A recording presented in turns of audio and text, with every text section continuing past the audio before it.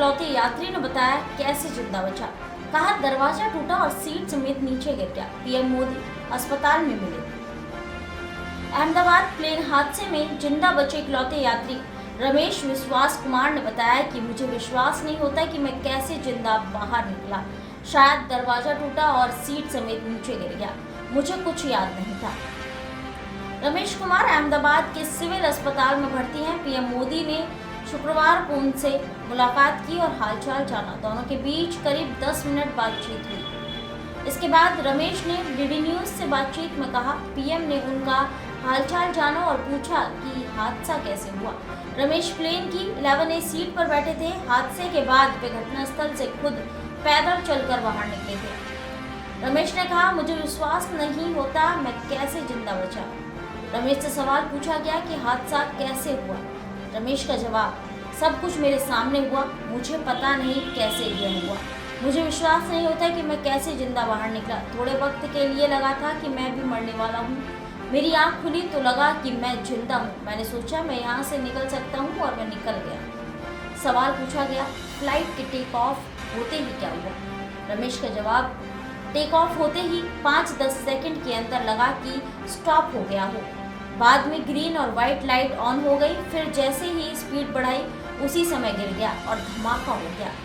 अगला सवाल, जब फ्लाइट हॉस्टल पर गिरी तब आप बाहर निकले थे। रमेश का जवाब, मेरी सीट प्लेन के जिस हिस्से में थी वो बिल्डिंग के निचले हिस्से से टकराया होगा।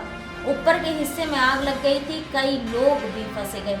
शायद मैं सीट समेत नीचे गिर गया था। मैं जैसे तैसे निकल गया।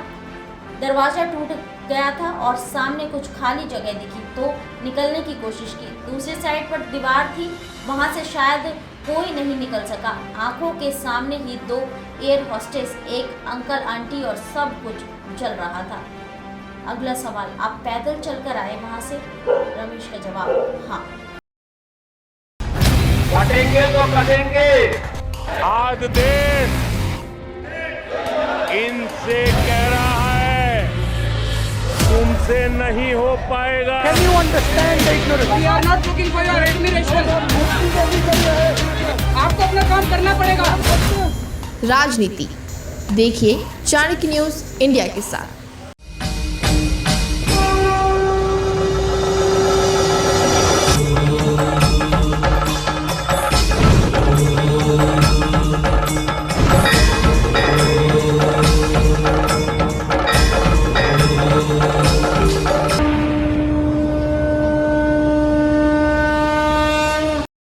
बच्चों के भविष्य से खिलवाड़, ग्रामीण क्षेत्र में गुम विकास, न्यायिक क्रिया में भेदभाव, दबी हुई गरीबों की आवाज। पर अब होगी जनता की बात। सड़क से पहुंचेगी संसद तक आवाज। सिर्फ सुन सरकार। देखिए चाणक्य न्यूज इंडिया पर। बिहार की कोने कोने की खबर सही और सच दिखाते हैं हम। दबे हुए जुबान की आवाज। हम गरीबों की आवाज गांव से सरकार तक पहुंचाते हैं। यह है बदलता बिहार, विकासशील बिहार। आइए देश के चौथे स्तंभ चाणक्य न्यूज इंडिया के साथ कदम से कदम मिलाकर विकसित बिहार बनाते हैं। Chanakya news India, Bihar, Jharkhand.